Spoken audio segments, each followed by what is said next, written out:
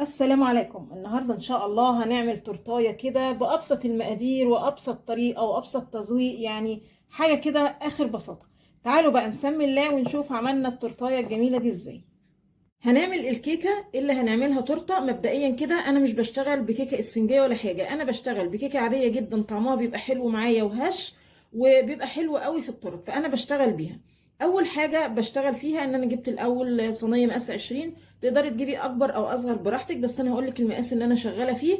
وببطنها كده الاول، دهنتها زبده بسيط وبعدين غلفتها بورق الزبده. ضروري الخطوه دي ان انا بحضر الصينيه قبل ما اعمل عجينه الكيكه نفسها، لان الكيكه دي بتتعمل بسرعه وبعدين تتحط في الصينيه وتدخل الفرن على طول. ما ينفعش ان انا اعمل الكيكه واستنى شويه عبال ما بطن الصينيه، يعني عجينه الكيكه معايا هتهبط. تمام كده، يبقى انا اول حاجه اهو زي ما انتم شايفين بطنت الصينيه. والخطوه دي مهمه علشان ما تلاقيش الكيكه معاكي كشت. هنسمي الله ونبتدي خطوات الكيك. معايا هنا بوله ولازم تبقى ناشفه، يعني مش عايزاها حتى مبلوله، والخطوه البسيطه دي بتفرق جدا. معايا هنا 4 بيضات، وممكن تستخدمي 3 بيضات بس ما يكونش اقل من 3. ومعايا ظرف فانيليا، رشه بسيطه ملح، بصوا يعني حاجه لا تذكر. واضرب البيض. وبرده نقطة مهمة ان الايد بتاعة المضرب برده تكون ناشفة. حاجات بسيطة بس بتفرق جدا في نجاح الكيكة. وانا شغالة بضرب البيض معايا بايديا التانية كوباية الا ربع سكر بودر. هنزل كده على البيض بالسكر واحدة واحدة مع التقليب. هفضل اضرب في الخليط لحد ما اللون الاصفر ده يبقى معايا لون ابيض. تفضلي بقى تضربي في البيض، بصوا لغايه ما يجيلك القوام ده. بصوا الفقاعات كتيره ازاي في الخليط نفسه يعني. وكمان شكل البيض راح والخليط كده بقى لونه فاتح زي ما شايفين. بصوا قوامه يوصل للمرحله دي. هشيل بقى كده المضرب. بعد كده هجيب كوبايه دقيق، كوبايه واحده بس، واضيفها بقى للخليط بس واحده واحده. يعني كوبايه الدقيق دي هضيفها كده على 4 مراحل ولا حاجة، واحدة واحدة، مش الكوباية كده مرة واحدة. وشوية الدقيق اللي نخناهم نقلبهم كده بالراحة علشان ما نخرجش الهواء من عجين الكيكة. نحط حبة كمان. واحنا بنقلب الدقيق هنضيف كده معلقة كبيرة بس تكون ممسوحة بيكنج باودر. في الوقت ده هنلاقي العجين ابتدى يبقى تقيل معانا. هنجيب هنا 3 معالق لبن بالظبط، ما تزوديش ولا تقللي. 3 معالق بالظبط، وبرده بنزلهم واحده واحده. واللبن يكون بحراره المطبخ. وعايزه اقول لكم برده البيض يكون بحراره المطبخ، والبيكنج باودر والفانيليا برده ما تكونش جايباهم من التلاجة مثلا.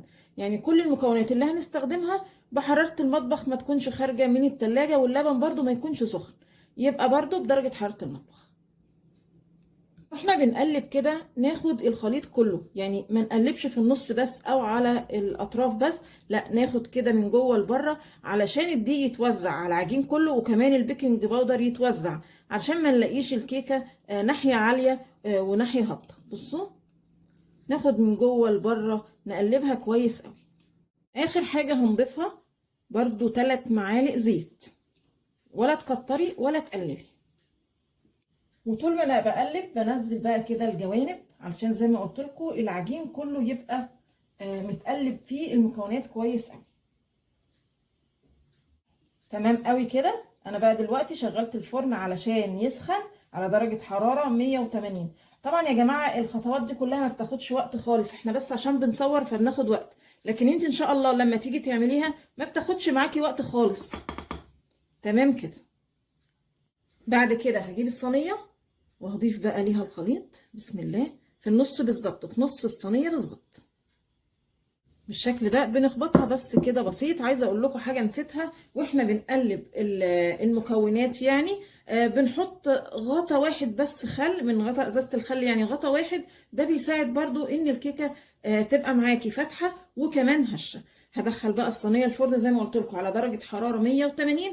ممكن تاخد معاكي نص ساعه وممكن نص ساعه و10 دقايق، يعني حسب الفرن بتاعك. شوفي هتسوي الكيكه ازاي. تمام كده. خدت معايا زي ما قلت لكم نص ساعه و10 دقايق وبعدين طلعت بالشكل ده. طبعا هي ما بتبقاش ماليه الصينيه كلها، تقدري تجيبي صينيه اقل، بس انا عايزه القطر بتاع الصينيه، والارتفاع برضو بيبقى حلو ومش وحش يعني. وهي دافيه كده هخرجها بقى كده من الصينيه. شيل بقى ورق الزبده زي ما قلت لكم. بصوا الكيكه ما كشتش ولا اي حاجه، وده الشكل النهائي للكيكه. بصوا ما شاء الله ارتفاعها حلو، ولسه ترتفع كمان لما نزوقها. هجيب بقى استرتش واغلف الكيكه كويس قوي.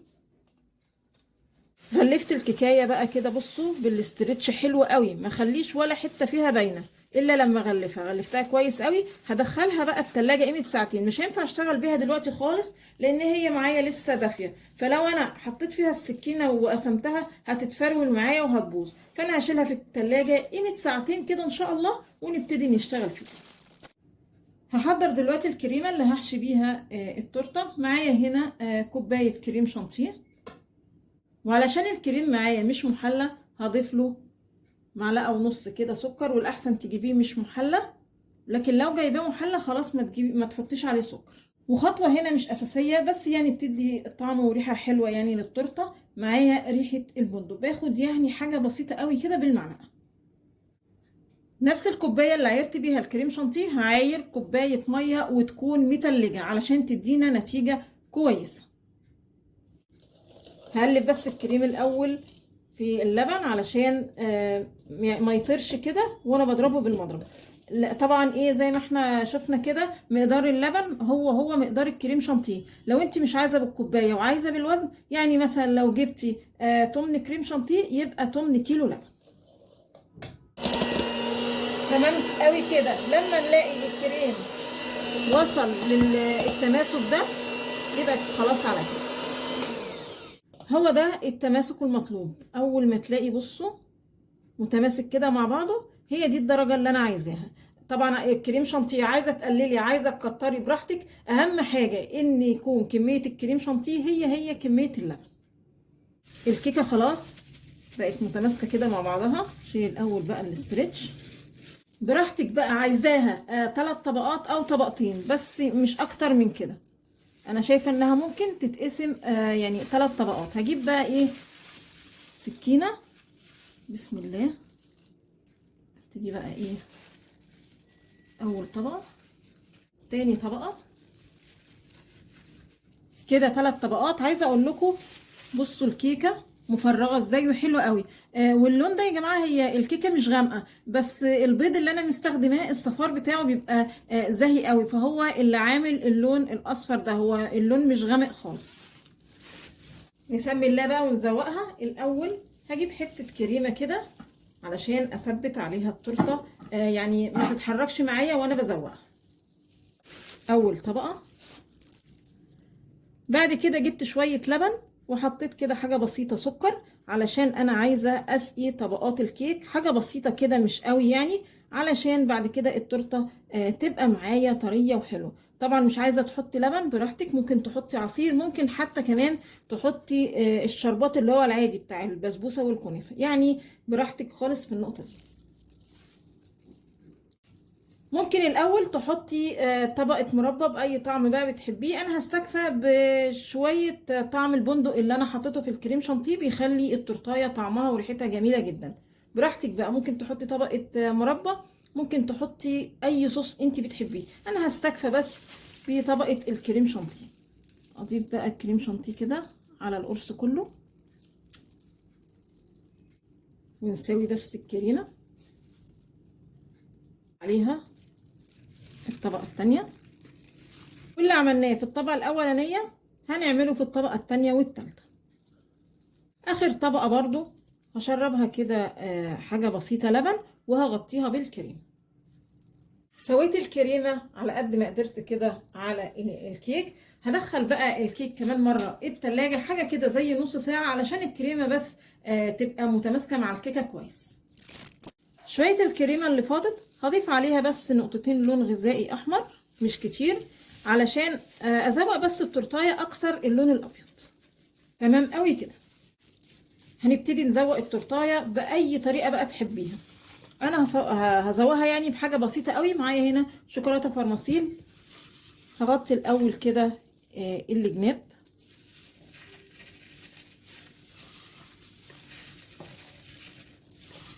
بالشكل الجميل ده. هجيب بقى الكريمه، هضيف كده وردات. هعمل الاول هقسم التورته كده 4/4.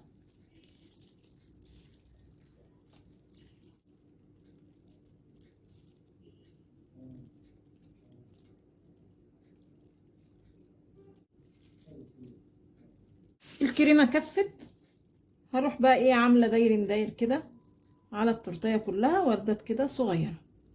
كل ربع هضيف فيه بقى كده ايه معايا هنا شوكولاته خرز.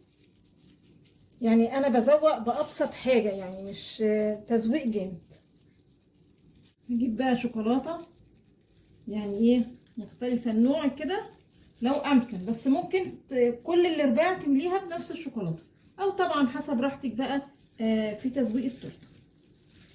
وده الشكل النهائي للتورتايه. عايزه اوريكم بس ارتفاعها. بصوا ارتفاعها حلو قوي بالنسبه للمقادير اللي احنا استخدمناها. تعالوا نقطع جزء كده علشان نشوف ايه الاخبار. بسم الله. بصوا عايزه اقول لكم احلى حاجه في الكيكه انها ما بتاخدش عزم.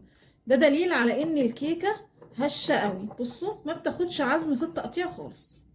بسم الله يا مسهل الحال. عايزه اوريها لكم بقى الطبقات كده من جوه. بصوا جميله جدا جدا جدا. عايزه اوريكم بس التورتايه الاول من جوه. بصوا ده شكلها جميل جدا. تعالوا بقى ايه ده الجزء اللي احنا خدناه. بصوا شكله جميل ازاي. بسم الله.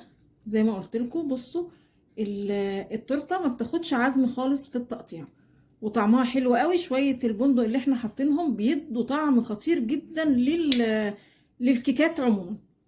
يا رب الفيديو النهارده يكون عجبكم، وانتظرونا ان شاء الله بفيديو جديد، وما تنسوش الاشتراك في القناه.